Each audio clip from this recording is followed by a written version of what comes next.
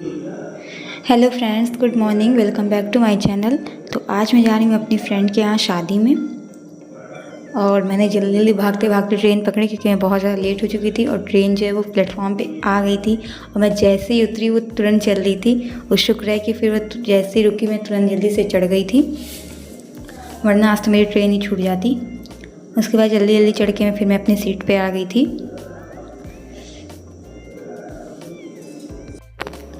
और ये थी मेरी सीट। तो फिर मैं आराम से एंजॉय करते हुए पहुंच गई थी लखनऊ। और ये है मेट्रो स्टेशन। फिर मैं मेट्रो का वेट कर रही थी क्योंकि मुझे यहाँ से दूसरी जगह जाना था जहाँ पे ज्योति के और भी फ्रेंड्स थे। हम सब साथ में जा रहे थे। फिर मेट्रो आ चुकी थी। फिर यहाँ पे हम आ चुके थे बस स्टैंड के पास, और यहाँ से हमें बस लेनी थी बाराबंकी के लिए। तो एक बस तो आई थी, लेकिन उसमें भीड़ इतनी ज़्यादा थी कि हम लोग उसमें नहीं चढ़े।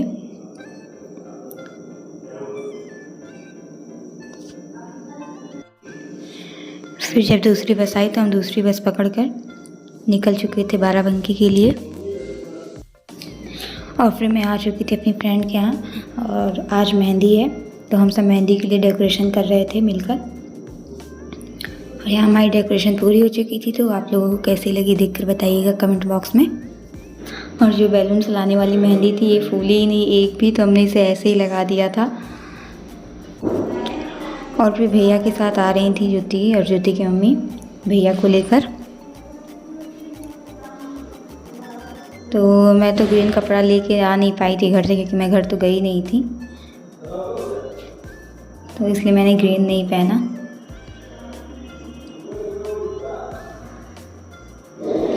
और यहाँ मेहंदी का फंक्शन बस स्टार्ट होने वाला था कुछ ही देर में। फिर मैंने लगाई भैया को मेहंदी, और ज्योति ने और उसकी बहन ने मिलकर किया खूब डांस। और मैंने तो बहुत ही एंजॉय किया सच में। इस साल की पहली शादी जिसमें मैं जा पाई हूँ, वरना अभी तक एक भी शादी में मैं नहीं गई थी। और यहाँ पे जो गांव का माहौल था, हर चीज़ मुझे बहुत ही अच्छी लगी। उसके बाद यहाँ पे काफ़ी देर तक डांस हुआ, और मैं मेहंदी लगा रही थी इसलिए मैं डांस नहीं की। और देख सकते हैं कितनी भीड़ हो चुकी है। तो फंक्शन छत पे हो रहा था, तो मुझे तो बाद में ठंडी भी लगने लगी थी, क्योंकि कानपुर में तो इतनी ठंड नहीं है वैसे तो हो चुकी, लेकिन गांव साइड में अभी भी बहुत ज़्यादा ठंड है, क्योंकि वहाँ खेत पेड़ वगैरह हैं, इस वजह से।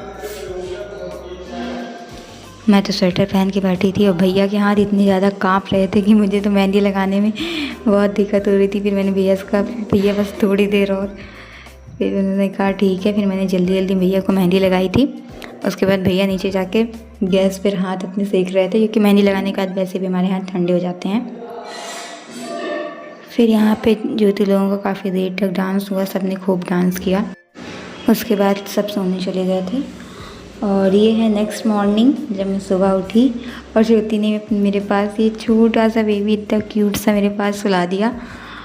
और ये ज्योति के भाभी का लड़की है, और सच में इतनी क्यूट थी और बिल्कुल भी रो नहीं रही थी मेरे पास। मैंने इसे इतनी कस के पकड़ा था, फिर भी खूब खेले हम लोग सुबह सुबह। और ये देखिए कितना हंस रही है, कितना खुश थी। इसके साथ हम लोगों ने खूब एंजॉय किया। और इसे जैसे ही बैठा रही थी ये गिर जा रही थी, और रूबी यहाँ इसे बार बार पकड़ रही थी। देखिए देखिए इसको